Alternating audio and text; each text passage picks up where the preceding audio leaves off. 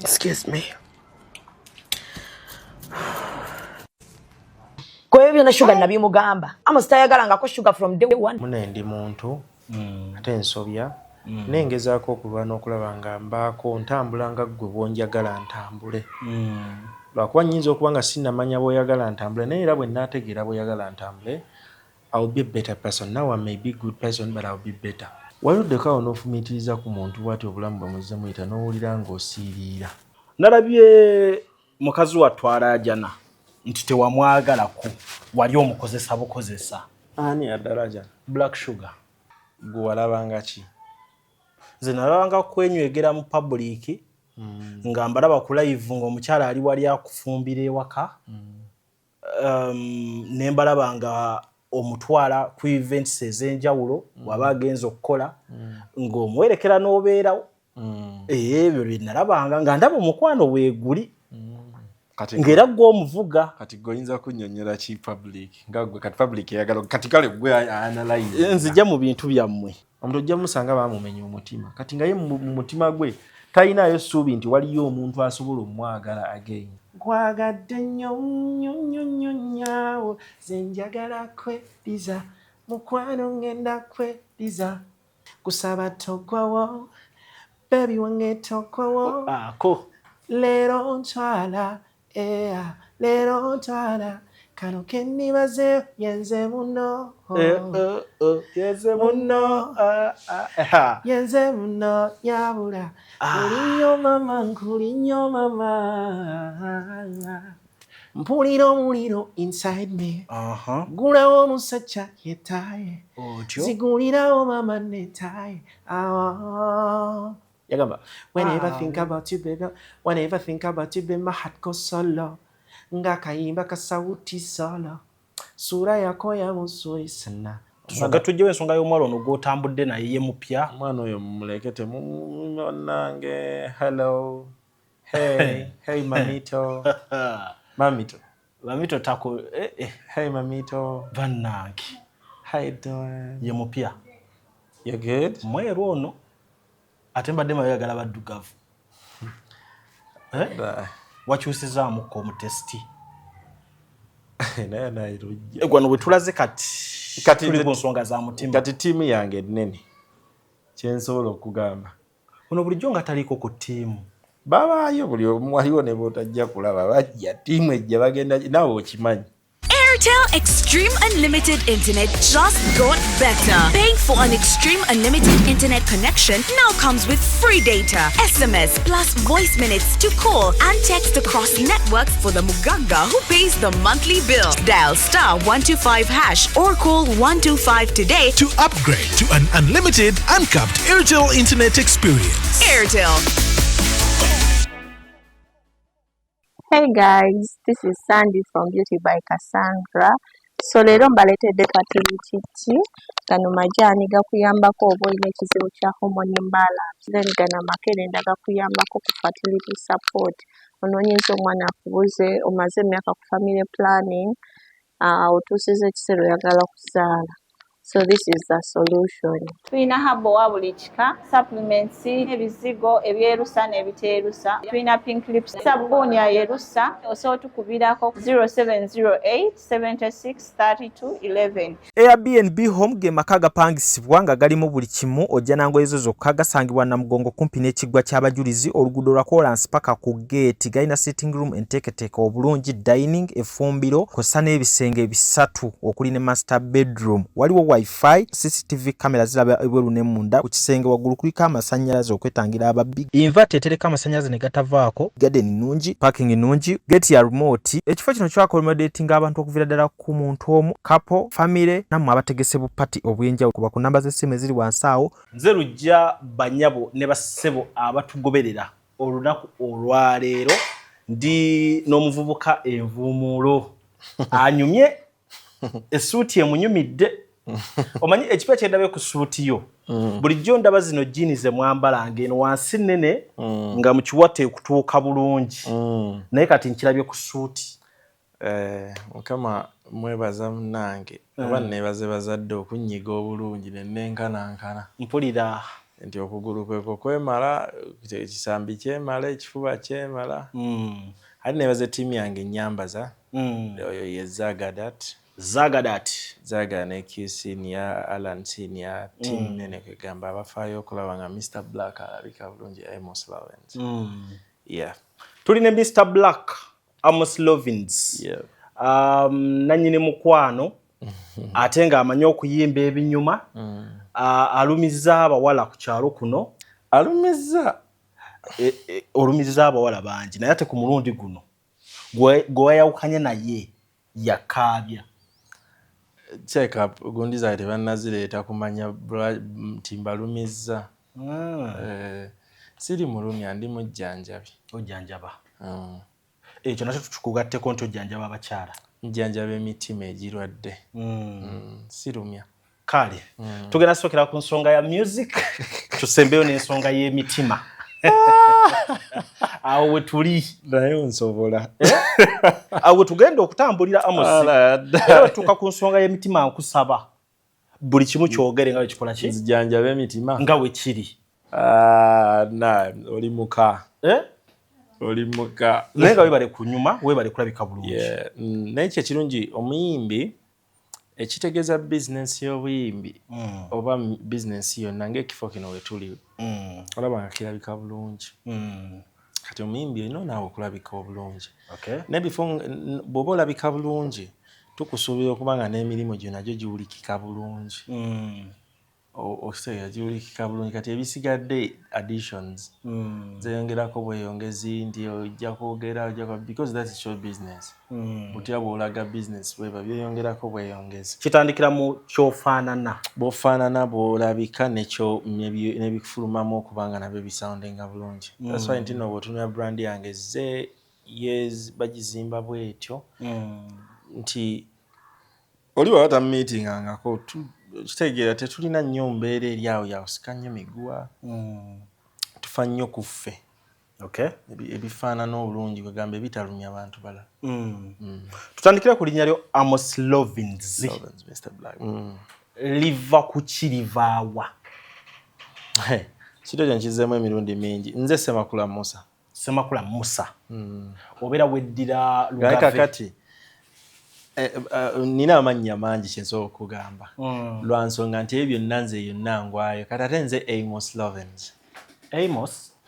Amos Lovins kale totandika bintu byebyo tusigale ku Amos ajjo ngenda kwogera era linnya endala kagamba mbika bingi mu Mamba mu Lugave mu Mbogo mu Balangira bingi lwaki kiriwo ekityo kubanga ndi Muganda ndi Munnayuganda so oli waddembe okubeera mu bika byonna naye erinnya Amos Lovins we lijjira Amos Lovins bwe baali tukola branding kati mu kutereza yali aliteekayo yaliwandiika bw'atyo kati ne tugamba let the brand ebeerenga bweri because Lovins gyo lyaliwo nga liva out of mu bigambo love nga kiva mu kigambo love nti netugamba katukireke bwe kiri nti mu nsobi kubanga tukkiririza bannaffe abakatuliki ab'eddiini zonna ez'enjawulo tukkiriza mu mawanga gonna ag'enjawulo tetuli mu mbeera esosola mawanga gonna ag'enjawulo ne tukireka nga bwe kiri yes najja Amos Lovins n'atambula ng'era bw'omulaba bwe tutambudde till now Lovins nalinako gye nali edda baalinakyo gye baali bakola rehearsal kati neŋŋenda kati oli bwe nayimba akayimba oli nampita wabula gwe Loviniso kyebula waliwo omukyala gwe mpulidde eyadde akola interview nampita Loviniso kati I was like naŋŋamba gwe laavu mbeera kale naali ntuma kati bava ku stage nanfuwa ssente naŋŋamba oyimba bulungi omukwano kati kuva dda wasimbulira ku mukwano kubanga okwagala babalujja tebakugoba ate okwagala tekusobola kuvaawo okwagala kugazi n'atudde yandaba olwaleero okwagala oluusi oyinza okuwummula mu buwummuzi nokwagala tosobola kudduka either oba oyagala nnyo ekitabo kyekyo oba enyweza yeeno ogamba okonna kwagala naye kisinziira oyagala ki era enjagala yo eri etya kisinziira okwagala kwe kutandikira kukomawo era kutandikirawo. So muggo jjudde mukwano. Nze njagala sirina kuyadde embeera kubanga okwagala kya mu butonde. Mpulira ssebo, omutonde yenna alina okwagala. mpulira nga gwe bw'oyagala abeewuwo, abaganda bo, ennyumba yo yonna. Byonna byokola biva mu kwagala. Tosobola otya okudduka okwagala? Awo we tuli mu love. We twogera ku bayimbi abayimba style gy'okola abawoomesa omukwano, ndowooza ku mulembe guno gwe tuyina nga mu kifaananyi tutunulira abayimbi nga Little Boss, tulinawo abayimbi nga si bangi nno nnyo abawoomesa omukwano. Ekyenjawulo kunze nti I had talent nengera neegomba. Kati nga omwami gw'oyogeddeko Little Boss, y'omu ku bantu nange abampa amaanyi nti ebyaddala bw'aba ng'ayimba bw'ati meaning kisoboka.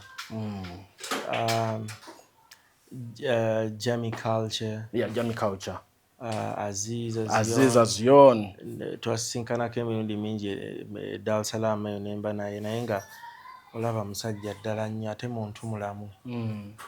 Ani omulala bantu kati nze nina emijiji mingi naye buli muntu tulina kyemwegombako. Aziza Zion, negomba mwami Kyagulanyi, Sowe Kyagulanyi, negomba Bobby Wine, negomba Dr. Jose Chameleon. Nenga buli muntu nina ensonga zange lwaki buli omwami omugenzi Katolu Bwama mwegombako. Mwegomba era bw'obuuliza ennyimba ze nze mwegomba.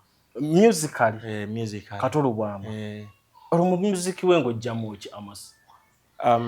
Ayagala awulirizeeko, omanyi abokata baagala awuliriza nnyimba naddala bali mu music industry. Paulo Kafeero kati naye abasajja balina ebintu bye bakola, abamu balina engeri gye tuyita bands. Obwo tuba tukola ennyimba. Bands ze ki? Engeri gye baawunzikanga okuggalawo oluyimba okulumaliriza. Nga bw'owulira bwe ŋŋamba naye ggwe ekigambo gye kiggwera. Engeri eyo buli muntu alina bendi ye, alina bwa bendi nga mbayimbi. Eyo totubuzizza. Era ffe kati bw'oba mubawandiika nsobola okumanya nti kati gundi ye muwandiise yawandiise. Ndosobola okwandasaninga nti omuwandiisi yawandiise bw'ati. Kubanga ne bwazidduka nnyo atya tasobola kuva mu ye. Ebiseera ebisinga tasobola, ebiseera ebisinga weekanga ng'era addayo wali ewuwe kubanga ekyo kyo kiri mu ye. Oba okitegeera. Ngezaako okufuna nti oba nkugereze nga ntya. Gereze. Ndikudobola love yo buli kyange kikyo kyonna. Kati nja kukola ojjawekanga nkoze oluyimba olugwa mu olwo ng'era waliwo empunzika yange. Kati oyeggwe. Kati ebirowoozo yantereerako nawummulamu nti naba nakola olulala nti naye movi yantamye obulumi bunnuma nga bulwadde naye kyo nvavaamu. Oyo Kafeero sinazula gy'osangibwa naye nga oyaga ebirowoozo byantereerako nawummulamu kaera ozuuliranga nti oluusi osobola okutuuma oluyimba olulala nga si lwe lwo. Abamu bafuna confusion eyo ne balowooza nti oli yakoppye mu kino naye nga original nti gobeera ggwe. Okitegeera ebintu ebimu ebyandyewozesezza omuntu ofuneko omuwandiisi ewalala weewoleko ku melody ye obuwoomu oba mu music bwekiri obuwoomu oba bwenyinza okinywa simanyi.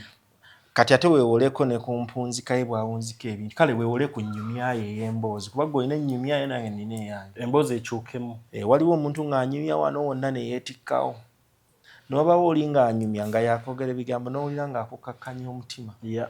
N'obawo anyumya kale embeera zonna ez'enjawulo. Kati buli omu alina ky'omwegomba. Kati nze nina buli muntu kye nnamwegombako. Kati nkugambe singa bw'oba tulina obudde nsobola okukumenyera nze buli omu nga twanguya. Kazi Azizi namwegombako nti mukubi wa bivuga ate bw'aba ayimba ayimbisa eggo. Omuntu okuba nga omuwulira akuteeka mu mbeera eyo okuteekateeka n'akuteeka mu mbeera eyo. Oyambala kyayimbako. That's the same as Little Boss. Yes. Little Boss ayimba n'agamba nzikiriza tongana n'owulira ddala nga agamba mu butuufu tomugaana nga ne bwe mukyala toyinza lemera gy'oli omuweerawo location ye little boss Aziz Azion ate n'empandiika ye ng'olaba nga by the time yaddala eri real wakati kati empandiika ekyuse Muzeeyi Kyagulanyi namwagalangako ensengeka ye n'obukkakkamu Mukulu Silver Kyagulanyi nti ebigambo biba nga tebipakuka ye muye ne mudowoozi nti bijja byegoberegana birimu olulooyalooya kale ayambalira ddala ekitundu ekyo kyogamba ne Mwami Kato Lubwama yali omuntu asobola okunyumya emboozi mu luyimba n'owulirira ddala n'ogamba bannaye naye oyo si munnakatemba tabiteekamu nnyo katemba byabanga yali so musical ennyimba zonna z'owulira ze bagamba zeyandika ze bagamba simanyi naye nga z'owulira kati nze mmanyi lwe bayita balukubyenga nnyo ewaka baluyita maya lukubanga nnyo ne muzeeyi nga tannafa nga alwagala nnyo baluyita kiraba ebiiso kati ng'owulira noga gayi mwana ali musical nnyo nnyo n'abazze bamwogerako interviews oziraba oyogera ku kukakkana kuli ne bwe yalowoozanga endongo kivanga olaba lujja nonyonyola omuntu nti gwe awandiisa olimba gunne kyewuunyisa lujja lujja gwimbadde mmanyi mawulire asobola okuwandiika ekifaanako bwe kiti ate ne biba nga biri perfect nnyo kati ate ng'omulaba nti n'okutendeka emizannyo kati ekyo ne kibaawo Bobi Wine namwagala nnyo okubanga inspirinze omulembe guno nnyo ekirala yakolanga introduction ndoza teri muyimbi wano akyamusinze kukola introduction za nnyimba yali signature ye kugamba ng'ogenda okutuuka ku luyimba nga naawe owulira akuteese nga intro emala ng'olusi tolinda na luyimba biki byagenda yimbako Chameleone mukozi wa melodies ennungi mu nnyimba ezisinga nti oyinza oba totegeera luyimba n'akola oluyimba mawoko n'amawoko Kiwa wangu zoniona sibimanyi naye nga owulira oliratinga ne byayimba ofeeling ekyo kyayimba nti kabaka mubyo ate kwegamba ali complete ebintu bingi wekanga ne bw'oyogerako ekimu oba olimbye nti ojjalekemula that's the same abo abantu abo bonna betuzaawo emabega abo bonna abo radio tolina kyomwegombako Moses Shred akowabulako mu butuufu banise that's obulwako nekyogenda omwogerako nti ye ayagala gatta byonna ebiri ku bali kagamba kale rest in peace naye at least ndoza ye muntu buli omu gwe yandibadde abeerawo n'agamba nali neegomba okumulabako ng'akola nga neegomba n'abalala bonna nga bemmenye naye omu naawe weegomba noga njagala mumulabeko ng'akola mu studio abeera atya of course nakirabyeko ku King Saha ng'avoicinga because y'omu kwabeera mbadde nga neegomba okulabako nga mukizaamu ba general b'endongo bugaya Zed Bafana Bafana ayinamu nno si kuyinamu ayina Bafana wa ddala kale abayimbi bangi nenze buli muntu nina ekintu kyengenze mulondako kwawe ntandika omumenya ogenda kukanganga so you musical omuntu wasobola okudefindinga nti Amos Lovins muntu wa music kuba osanga omuntu nga gwe yeegomba kyayimba naye gwe olwaleero surprising otugamba abantu ate betula nti bayimba ebiri different ku kyoyimba era nze omuntu abakozeko nange bakimanyi kati nze nkozeeko neganyo gwe bayita nesimu nnyo music wange yenaasinga nesimu olaba nga nzijjako ekintu ekirungi nankwata nantereza era simukanya ne bwangamba tali mu mood ndi shooting omwezi guli oba tunaakola omwezi guli manya tekiriwo alina kyanjagalamu ekisinga nkozeeko kale n'abantu ab'enjawulo naye wekanga ow'enjawulo kati ye takuwa kutegeera bulungi bo na bubiibu ani yakola kaggulawo gula musajja yetaye yakolebwa pirate naye yawandiika bamuyita recorder feelings recorder yakawandiika Ivar Kada nenzija nange nenyongerako ebyange recorder akyali mu ggwanga emwali recorder naye yali asindika but he's a humble guy yali omuntu gotasobola bebamu ku bantu abankuziza mu ndongo era mbayita bababa bange nga anashainze na raising talent yange okugiwa amagezi mu ebyo byeyina okukola okubeera talent okubeera nga nnungi ne mu brand nagamba okozebwa oti kakati naawe nga go bannyonnyola n'omanya wotandikira kozi recorder yasindikakokko kyokola kino yasindikako ku music on the way waliwo ndoze bitaka kata tenze we yasindikiranga nze sinnaba nakuyimba nga tonnaba kale nga mbeerawo nga nyimba ziddemo nga right z'abantu nga nyimba ddemo z'abantu badde manyi nti music we yenna gwe omwewandiikidde no naye nga okuva emabega mbadde nga ate era oli bwaleeta oluyimba era mpulira ne nteekamu kyemba nsobodde oba ne nkyusa mwe mba mpulira ne nnyambala bali okuva ku luyimba wezze ennyimba okuva nga emabega awo tuzze tuwuliziganya n'abantu ab'enjawulo okuwandiika because I've worked with never writers sikoze na bangi naye abo benkoze nabo bantegedde Nesimu awandiise ennyimba za nnyingi Ontwala yawandiika Nesimu yawandiika Nnyabula then ne tuyita Nikolai naye n'aco-writinga munno yali wa Nesimu yawandiika n'atandika then Nikolai era n'ajja n'awandiika naye n'akola chorus n'ebintu ebisinga Nesimu n'akola arrangement y'oluyimba kweddiza lwawandiikibwa Nikolai era ne Nesimu lunakola ne Zafarani Ontwala oyo Nesimu yenna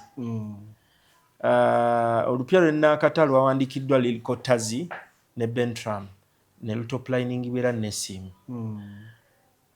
enyimba ezisinga nyimba tebindya Nesimu Nesimu abaddewo nnyo ekintu ekyo Nesimu ye atambudde naawe nnyo ate ndowooza ekyo he's part of a family nti muntu asobola okugamba ekintu omuminimizinga lwakanti zeera nzo nesanga nti nze si omuntu w'amalala nze omuntu asobola n'okukubira essimu nga from nowhere bantu bankubira n'agamba n'abaako ekintu kyakwabula kati n'okiwuliriza kati n'ojja ng'okitereeza okukitereeza mu bulamu nti aŋŋambye ensonga eno si nnungi etambula bweti kati n'ojja ng'oweetereeza mpola kubanga atayagala kuwabulwa tajja kweyongerayo tekisoboka ate olina okuwuliriza abantu tuli ne Amos Lovins omu ku ba top boy betuyina abapya abazze nga buli kimu kiri complete afaanana bulungi awunya bulungi ayimba bulungi okimanyi abantu bo bagamba ekintu nti mupya katonzo kiddamu ne wayita emyezi n'omugamba mupya bo tebakitegeera naye nabagambye buli lunaku waliyo omuntu gwe baleeta ku channel w'enjawulo abadde tamanyi muntu oyo that's why me I call myself Evant ndi mupya mbeera nkola rebrand buli kaseera kubanga waliwo alimu okujja ku channel abatakumanyi kyovola nti videos z'okola osigala otaggingako erinnya lyo wali badde otekayo butesi kifaananyi kuba baba bakumanyi eva ffe abayimbi tuba bapya ne Chameleone akyakikola mupya okitegedde so kyekireeta weeyembeera y'okweintroducing naffe abali mu bino ebya kamera natandise na linnya lyange kitegeeza waliyo abatamanyi buli lunaku so nkugambye jaswaka nti abantu bo bakikozesa mu ngeri eyagala okunafuya bannaabwe big up Simon SPK yonna gy'oli omukwasi w'ebifaananyi yaŋŋamba nga kuba ninako we natuuka nga mpulira bintamye naŋŋamba nedda yeggwe nga mukyofunamu ki kakati n'amala era nanterako ekigambo naŋŋamba ate tonnaba kati just gw'olowoozaamu nno nti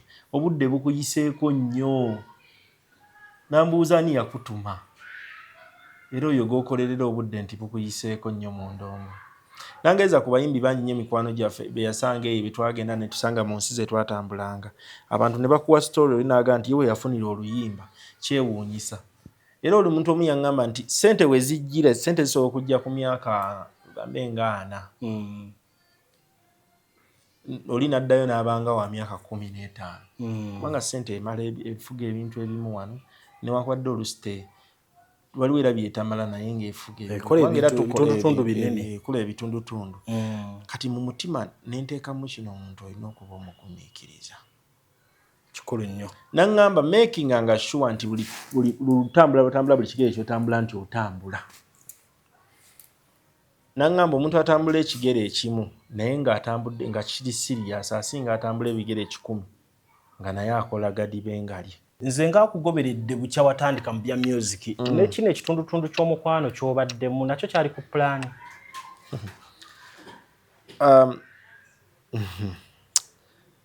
nga wayagala music ng'otandika ekito kyenzooga kiriwo ekiti mu bulamu aba bavuuka bannange bayigire ku kino amazima gabe mazima ekitundutundu ky'okwagala nakyo se nekinyonnyola wali nze nnyimba music wa mukwano ekyo kituufu ate nnyimbira abantu ab'enjawulo especially ndoza abasinga abakyala kale aba abantu abali mu mukwano ab'enjawulo kati ebiseera nga tolina bw'oŋŋamba nti omukwano gwawukana ku nze kuba nava mu mukwano naye luli wali osindika music nga nze ndaba tolina kyakyosobola kwongera ku music wo anti kakati music alina ebintu ng'omuntu bw'okula olina ebintu bingi by'osanga wakati w'okukula ekisooka ddala tebiba nsobi by'oba osanze tebibeera nti birungi by'osanze wabula biba wakati w'obulamu bwo kati kiri ggwe bw'obikozesezza obulungi okubiggyamu ekirungi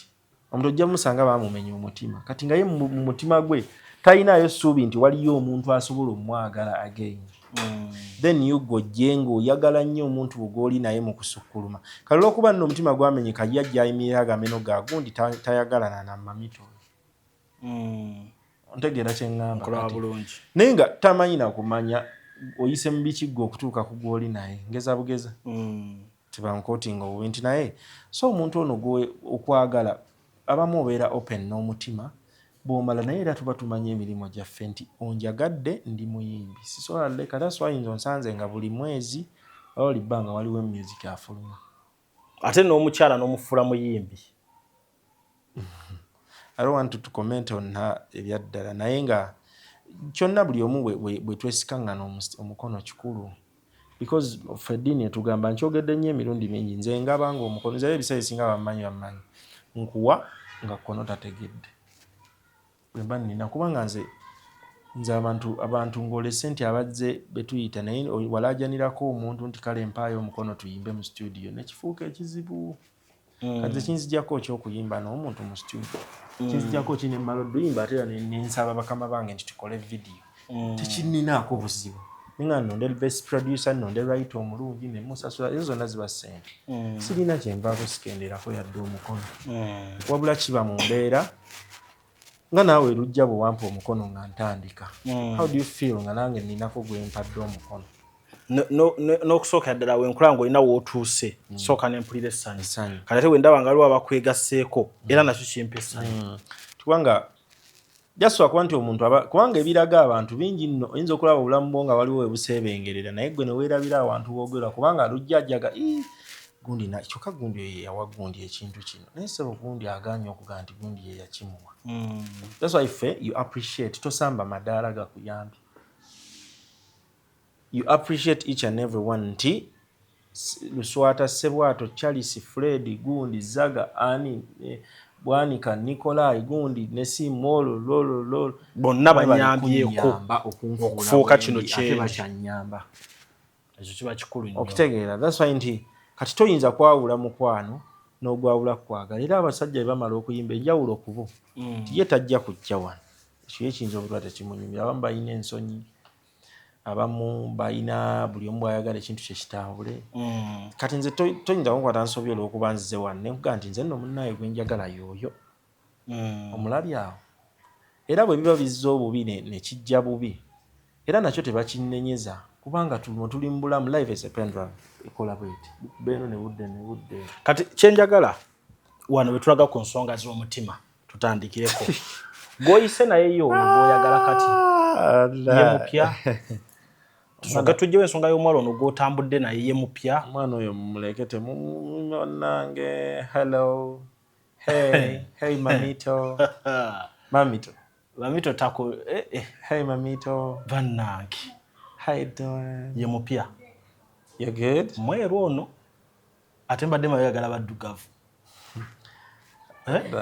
wakyusizaamuko omutesti naye rujja gwano bwe tulaze kati tuli ku nsonga za mutima kati ttiimu yange ennene kyensobola okugamba ono bulijjo nga taliiko ku ttiimu babaayo buli omu waliwo ne bootajja kulaba bajja ttiimu ejja bagenda naawe okimanyi kubanga egenda kukola bweti n'ekifo tumuwadde kya maaso kakati lwakuba nti kati essaawa zino mpambanamu ebyange nti noonya ngezaako correctinga ttiimu eyo naye ndi contented ne wendi by the way am I single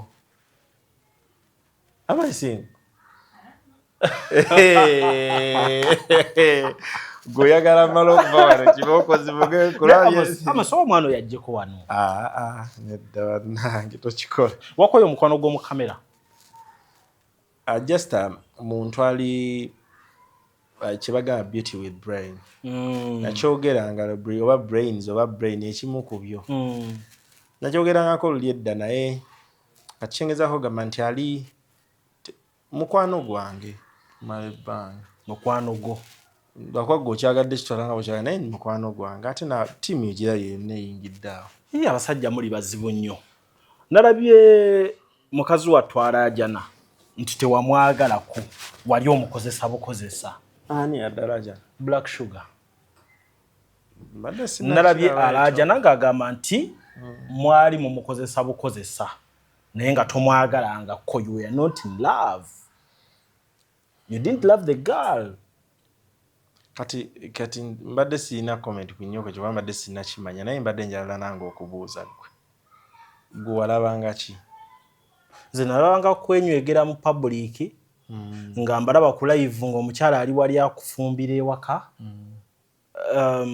ne mbalaba nga omutwala ku events ez'enjawulo waba agenza okukola ng'omuwerekera n'obeerawo ebyo bye nalabanga nga ndaba omukwano weeguli ng'era gwe omuvuga kati goyinza kunnyonnyola ki public nga gwe kati public eyagala kati kale gwe analyze nzija mu bintu byammwe gwe just tubuulire kati balujja kolerako ku bantu lwaki wakozesa omuwala ng'okimanyi kitomwagala anti kati balujja kozesa kolerako ku bantu ekikumbuuzisizza gwe walabanga kyewanga nti sirina comment ku ekyo naye kyemmanyi nti you have been good and we always be good because obulamu bingi ebirungi ebibubaddemu osegeera ensi tekungula bukyayi kikulu nnyo ekyo ensi tekungula bukyayi n'ekirala kibi nnyo okukakasa otukakasa kibi nnyo tolina nsonga lwaki okakasa abantu so gwe kikakasa wali mu mukwano gwa ddala ne Black Sugar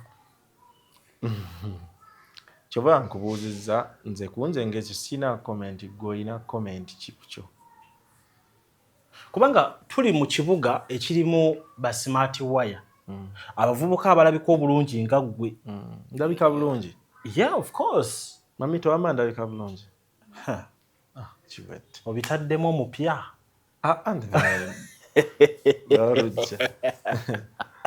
okumanyanga ekintu ekyo omuntu asaana akikubuuze kwe kwawukana ne Black Sugar olwaliro otambula na muwala mupya naye mbadde nga ntambula ate n'ekirala kino mbadde nda kankinnyonnyole mu mbeera y'amaanyi mu forces mu bulamu ennyumba bwebulwangamu omukyala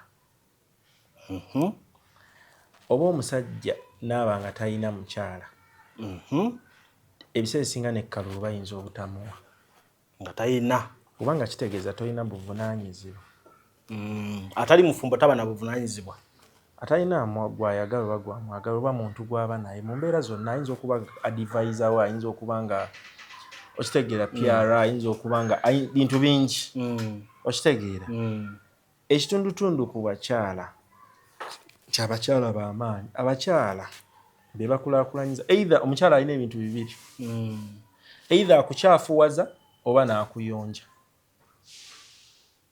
omukyala kati mukyo kati katukijje kukyafuwaza either akugaggawaza oba n'akwavuwaza okuba n'omuntu omukyala nze kanti nkyenyinza okugamba kankikooneko katono nnyo sijja kigenda mu maaso nze nno nali nasalawo nga nasalirawo ddala nze ne famire nga nagigamba ne mbagamba nze saagala kuddamu kutambula nabo bonna abaana buli omu akimanyi nga nabagamba nze kyesaagala njagala obwongo bwange bumbeere kimu ku mukazi wange yekka nga nemba nkayana saagala byagamba nti ngwira ne wano ne wano ne wali sibyagala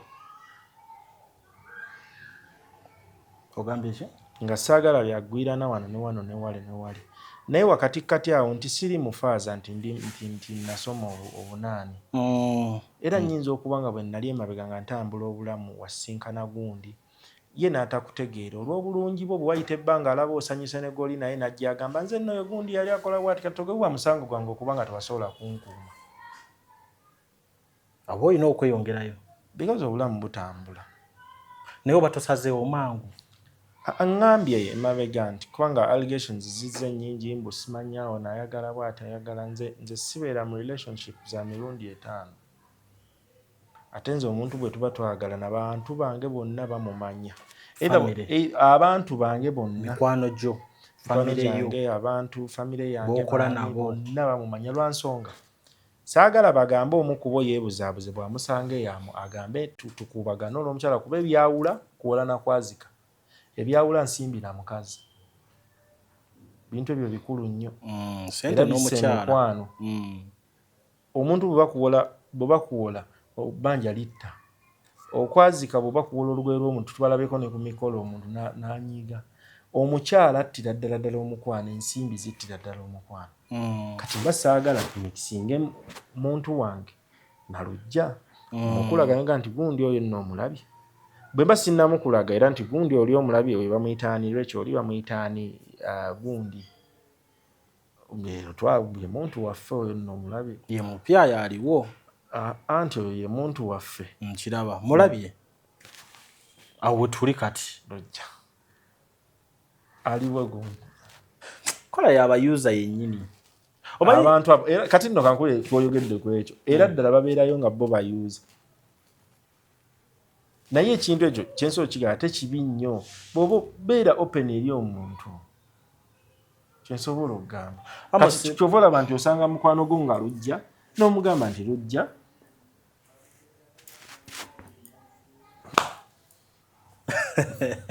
omanyi nabaddawo ne ndaba Black Sugar ng'agamba love tewambye interview eno nabaddawo ne ndaba Black Sugar ng'agamba Amos neesonyiwa toddamu nakunjogerako kyokka nga tewali wabanga nti Amos yabadde akaaba mangi ng'amaziga gajjulujjulu nga ye alinganga alaga mbu naakyaremedde ku muwala nze kyensobola okugamba sirina comment naye kyensobola okugattako nekwekyo sirina kigenda kyagala kibinda nnyo mu details kubanga nina ebintu bingi nnyo mu ndongo yange byensobola okukola kwogerako kakiri eri oli akwagadde olw'endongo yakwagala akwagala olw'okubanga akwagala mu mukwano naye mulungi emwagala because nze siminimizing everyone anjagalidde janjaba atanjagadde lwakubanza atanjagadde mmusaako nnyo muwuliriza nnyo kubanga mba njagala neetereeze gonsange nga ndi bulungi kakati oli bwaŋŋamba byonna byayogera nga bina bikwatagana ku brand endala nga gyagamba mbu oba brand neŋŋamba nti tokola wete no tuli mu free world buli omu waddembe okwogera kyayagala buli omu tuli mu free world naye just lwakuba nti kibi nnyo mu bavubuka nkigambye nnyo okujja out here era kibi n'otandika okudda ku munno nga mweyambulanga engoye n'otandika omuddako mwogerako kino era nankola bw'ati kibi that's bad because kitegeeza you'll be like that so you're a true man because siina nsonga lwaki omuntu oyo goli mu gamba oluusi alina ebintu bingi byakuyambye mu bulamu lwaki omala I don't need to tekina kyekinyongera nako Black Sugar yasitulamu ku linnya lyo buli muntu mu bulamu kino kitegeere not only nti oba buli muntu mu bulamu gw'osinkana alina ettaffaali lyaggattako baŋŋambye mu mutabani walese embuto emabega bwe bakugambye waliwo yaŋŋambye Amos yalese embuto emabega gye yavudde tugenda kukola tutya mutabani okay mbadde sikimanyi nga gwe oba okimanyi bwe banga nze tebannakiŋŋamba nze mbadde nsaba bakiŋŋamba tuli mu mbeera yakudduka buvunaanyizibwa ani yakigambye ayi nze ndi kojja w'abaana info mufunirawo naye kojja kyokka kojja tuve mu mbeera y'olwali olaba issue ezo zonna let's clear this on air all those issues nyingi nnyo and I don't want to go in those kind of issues because ndowooza bagamba bw'otayigira mu nsobi ziriwo tojja kuyiga those are issues ezisobola with time kinga kikyenaganye nti ekintu ekimu bwe kiyitiddwa okiwaamu obudde paka lwojja okitegeera Polo bano jjanga munoonya solution. Kuba teri kintu mu bulamu kitalina solution. Tekiriyo. Tekiriyo kyo. Tekiriyo kintu kitalina solution. Naye nga omukwano gw'omu kamera gwo waguwulidde. Era n'ogujja era nja kugussa mu kamera. Totidde. Era nja kuguteekamu. Totidde kulaga mwana muwala. Because why? Era ojja kunsanga naye olunaku lumu. Era ojja kati just ekyo kibeera mu mind nti erina ate nze siri muntu mutiitizi ndi mbeera byonna siri mu mbeera siri I'm not a coward, you know? Just taking steps zange nti okusalawo mu ebyo nnina okukola ntwala obudde obirowooleza mbikole ntya sibabayikana sipakuka. That's why onsanze nga ntambula nga ndi kumustawa siguvaako. Okay. I don't minimize people and I don't minimize anyone. I just be me. Nenkola ebintu byange mu mpola mpola. Ku mukazi omweru n'omuddugavu oyinza kutwala aliwa ngamba kuteeddawo babiri. Abakyala bonna balungi. Omweru n'omuddugavu oyinza kutwala aliwa. Essaawa eno wenjogera. Kisinziira ku ki waliwo ayagala omuntu olw'endowooza ye. Ebyo byonna babiina. Nga bonna babirina. Tukitwale nti other factors constant. Nkuteereddawo omukyalo omweru n'omuddugavu olondako aliwa. Mungu gw'abampadde. Katonda gw'abampadde. Muganda wange olina obba ne testi. Nze bajjajjange singa bampa emmeeme yange nekkakkana negamba nti kaakati mamito mutima gusula gukuba. Siyinza kuzunga. Nekukumi ez'ekirungi vuga. Amos. At least walijjukiddeyo just moment emu neekulondesa ku bakyala benkuteredde mu maaso. Nongamba nvaawo n'omuddugavu olw'ensonga eno. Nvaawo n'omweru olw'ensonga eno. Sironze sigambye lwa nsonga ngambye kati nze ewaffe lujja nina abakyala bonna abakozemu abeeru mulimu abaddugavu mulimu baani. Wabula buli muntu alina obusobozi bwe n'ekirungi kye. Naye emmeme mu tayimu eyo weetudde singa etula bweti gikakasa nti etudde kye kisinga obukulu. Kakasa nti emmeme etudde ku muntu oyo tobabayikana. Okitegedde? Nze njagala beeru. Bw'ofiirako? Tovaawo awo. Ku beeru bwe sitava. Tobanga ndabanga amaaso gayina. Naye lujja gwe. Bintu nga bitambula. Tukulamusizzaako ennyo. Famire yo tukulamusizzaako. Amos.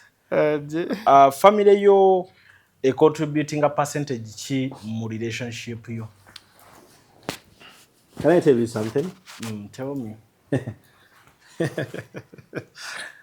Naira ebizube. Kale.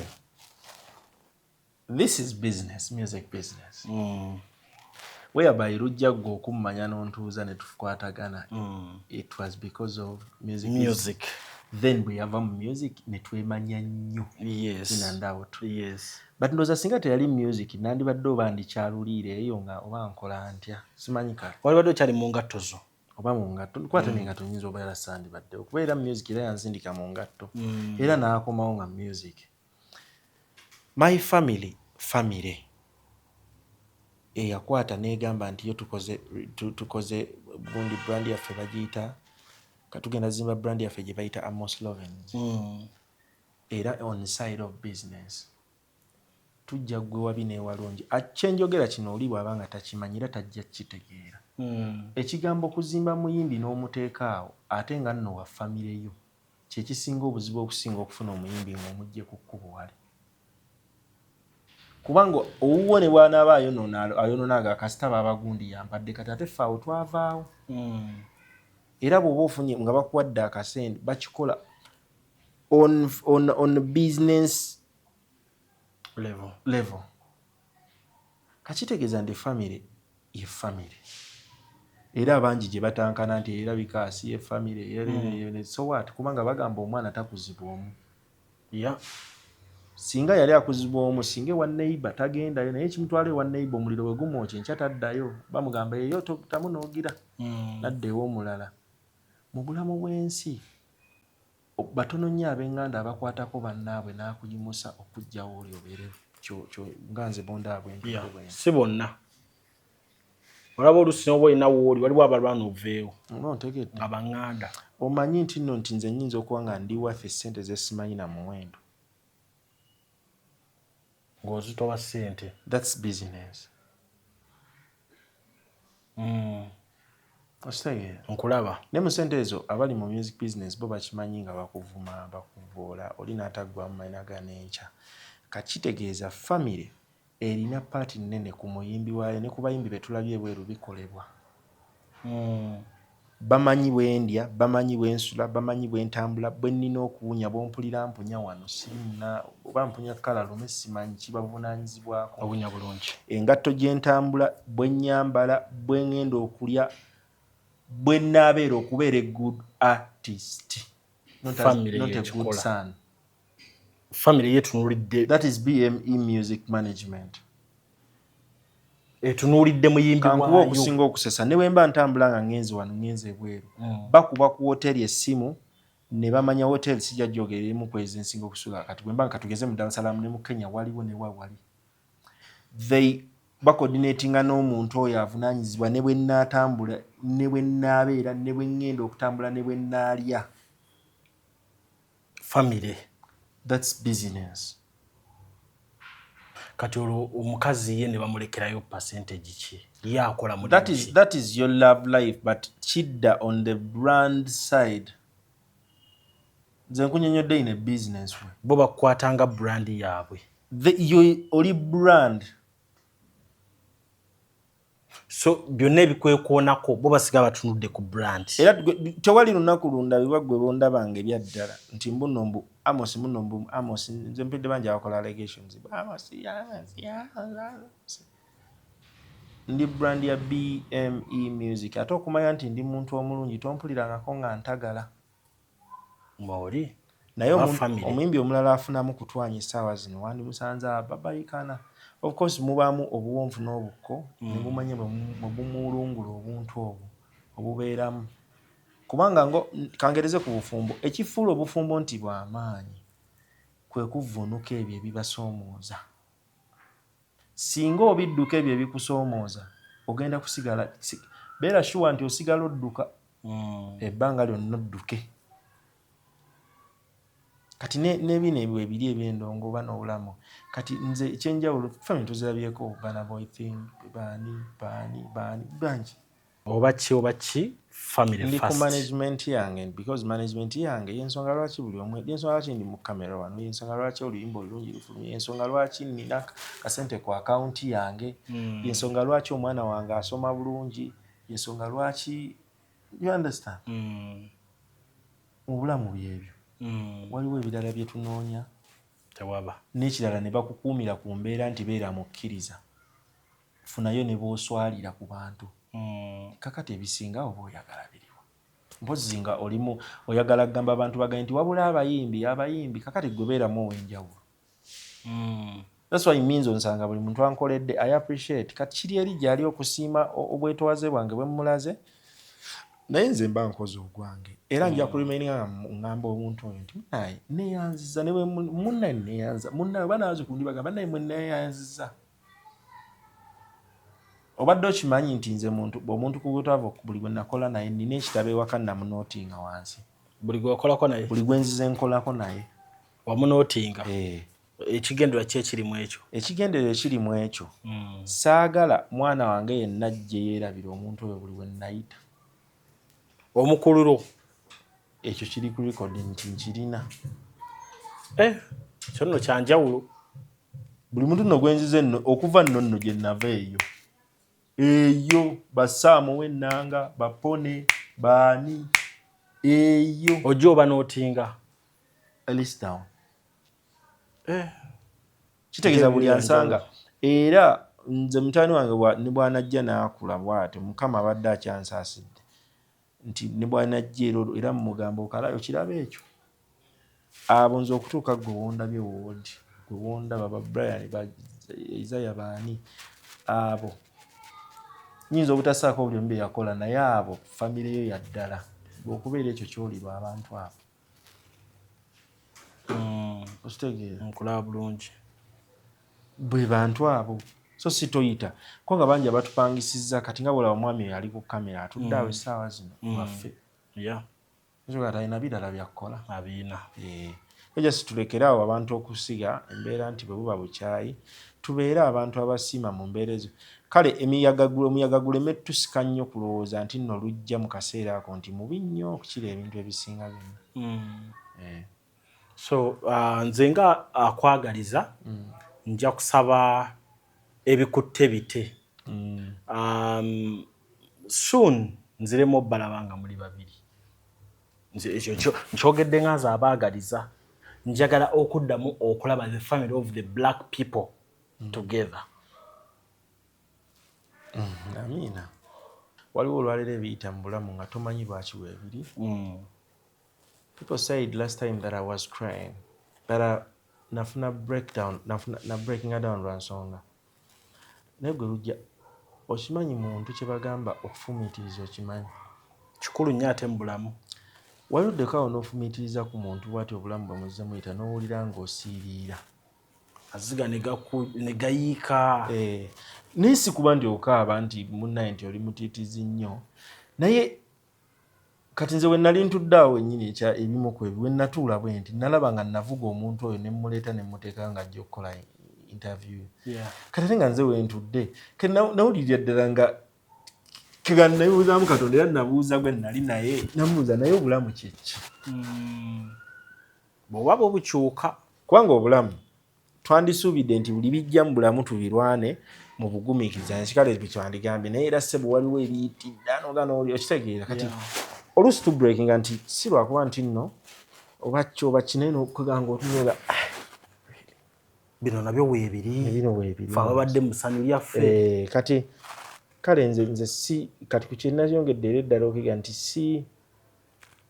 sivuga nnyo kwevuga speed wabula ndispectinga buli embeera weeba etambudde kintu bwe kijja nga kirungi alhamdulillah bwe kijja nga era nakyo kibi alhamdulillah okikkiriza nga bwe kiri alhamdulillah because nze bandabye bantu bakimanyi kwe bali okwo nga ntoba kubanga nze okuva ebbanga nze abantu abandaba nze Masaka ewaffe nabeera wa muzeeyi wa lwaka nti buli omu batayagala kudda mu bulamu bonnasiika nga nze nsiika Kabalagala ndabirire abaana ba step mamu wange wa taata weeyo nga nsiika ago amandaazi n'entambuza amenvu ku mutwe n'enjoza emmotoka nga naye byonna mbikoleramu nga naye bwondaba nninganga nga ndi bwe nti naye nga obukozi kati mu ekyo ekiseera kyekyaliwo ate ekyo nakyo ne kivaawo ekyali ekibi nga kya bugubi ate nno tekyali bugubi kwali okuyiga abantu babumanyi ba step mam naye natuuka nekitegeera nti omuntu yagambanga bw'ati mpeereza ebbaketi eyo kati akugamba omutwedde bw'ati mpeereza ebbaketi nagamba beera n'obuvunaanyizibwa buvunaanyizibwa kintu okimanyi abantu bamanyi obuvunaanyizibwa kwe kukubira essimu wano mbunoggirawo mu tayimu mbwobwe buvunaanyizibwa nedda obuvunaanyizibwa kwe kumanya ebyo by'olina okukola n'obikola bw'oba tobikoze either wabaawo ensonga omuntu oyo gwe mulina obikola naye asooka yeebuuze lwaki weebiri kitegeeza yakutumanga ebbage naga tunula wali ku ntebe eri gyenga kati nga olina okutunulayo bw'oti omanyi bagamba entebe eri ebyo byonna bye twayiga n'akuyigiriza nti omulenzi osaanikanga emmere n'ogimanya nti olina ogisaanika olina okukola n'omanya nti nina okukola byonna yatuyamba okutukuza ng'abantu era nenvaamu nenenkyapa nembeera bone okitegeera kakati nti nze buli mbeera ebeerawo nayiga kati okumanya neŋŋamba nti lwakuba nti wabaawo ezikusukka ng'omuntu ndi muntu n'okkakkanamu n'ogamba Mukama Katonda wange n'obulwako otulo n'ogamba mulemu okwebaka okitegeera n'olemu okwebaka naye nti era osigala ekirungi kyeki kyenagaye ku business team ye esigala ekuvuga obeere mu mind ogundi ennungi mu mbeera entuufu gobadde ozoogerako tiimu obamanyi yonna tiimu gye tukola nayo omuntu n'afaayo nnyo nnyo n'agamba lujja naye gundi oyo taba bw'ati takola bw'ati kata ne lujja naye olw'okuba naye n'agamba nedda tokola bw'oti kyokola kino kikyambeera bw'oti n'ekirala ekyandibadde kisembayo nze nsaba bannaffe bonna babeera mu zikamera muno nga bali mukwano abantu ababeera mu kamera You may say something okusanyusa gwe oba okusanyusa gwe omutima gwo. Naye waliyo abantu bangi abali eyo nga they believe in you, they adore you, they love you, baagala okubeera mu kitundutundu nga muwandibadde oba n'okufunako ebyandibadde. Kale gwe oba teweeyagadde lowooza ku bantu abajja okuddawo. Okitegeera bw'oba oli awo ng'oyimiridde oleme just kuvvoola oba kukola bintu bitali nansa. Ekirala kirungi nnyo okuswalira. Obeeko ky'oswalira oba gw'oswalira. Kale swalira ekikopo ky'ewaka.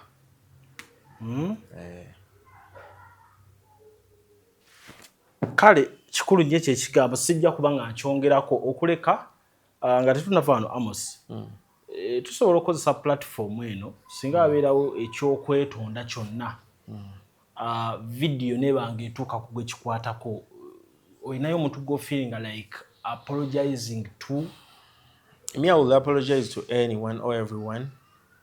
Buli muntu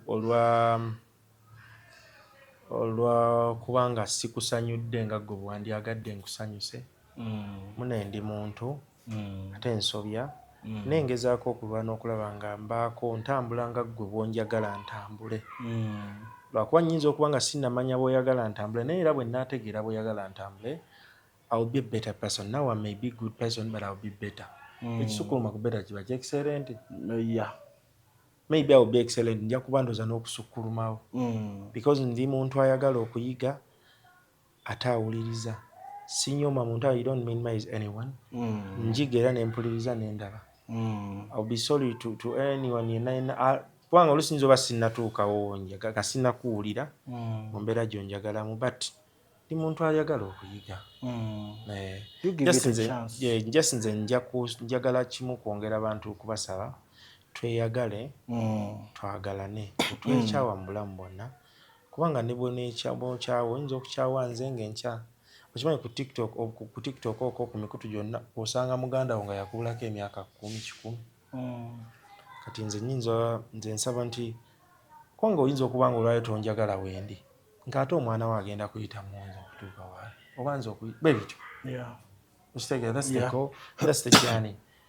I'll keep on saying asking people bambi tusaba obuwagizi bwamwe era nze nsaba obuwagizi bwamwe n'abalala ne bannange bonna abasituke oba abazze okuyimba abapya abeeyongere yatandise olwaliro eggulo ne luli ffenna bonna tubale twemala tusobola okwewagira era ne tweyongera. Tolina nsonga lwaki ojja n'omalamu amaanyi kalwaki chano yo nezija nenkumalamu amaanyi oba nojja ku chano yange omalemu amaanyi because you don't know how I run my business.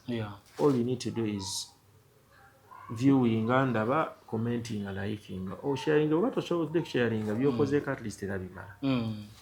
Ekirala still Amos Lovins ebintu bingi bikyajja ebirungi. Akayimba ka location ke kapya.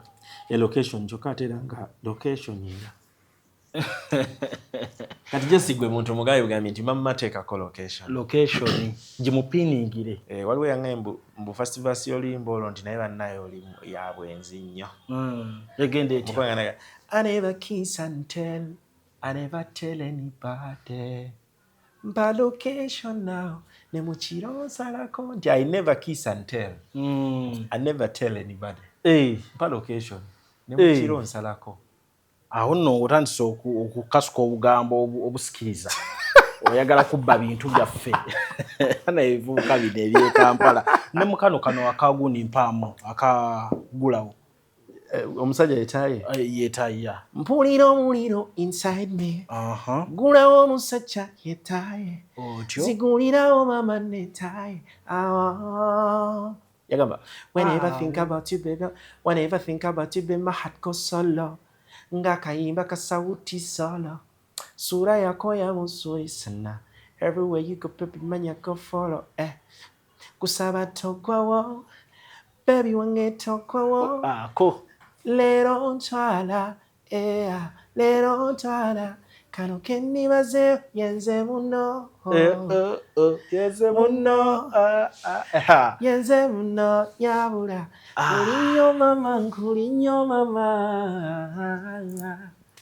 nkwagadde nnyo nnyaawo nze njagala kweddiza mukwano ngenda kweddiza njagala kweddiza kati ngolekawo Amos ogende kuwangatto nyimba nyingi era bwe manziyimba mugende ku YouTube naye olwayo kyonkoze kyonkoze muka non stop sio zonna tuzifunyeko utacha ate zonna zaakabi just people mbasaba bambi YouTube Amos Lovins Spotify buli wote Apple Music Amos Lovins kyali EP eyo by the way nti ogenda okukola nali mbala kola EP kwe kwali oluyimba bayita Togwawo kwe kuli oluyimba lunatadde Kaniyu kwe kuli oluyimba That Big Jam call location jitwatadde kati byonna nti nteekateeka ne maaso eyo olusi waliyo album ejj'okujja ate n'ebirala binene bingi nti we are still musicians yenze era still Amos Lovins omusajja w'omuyimbi omusajja omuyimbi nakinku awo tuli so mutukirize olwaleero tubateere wano we tunakoma mu kitundu ekyokubiri tujja kutandikira ku kolabo ya jako obudde bwakutte tujja kudda mu kitundu ekyokubiri nga tukyayogera music Amos Lovins tutandikire ku kolabo ze yakafuna mu kaliya ye era ani yaleeta ekirowoozo kya kolabo ezo okitegedde kolabo mu video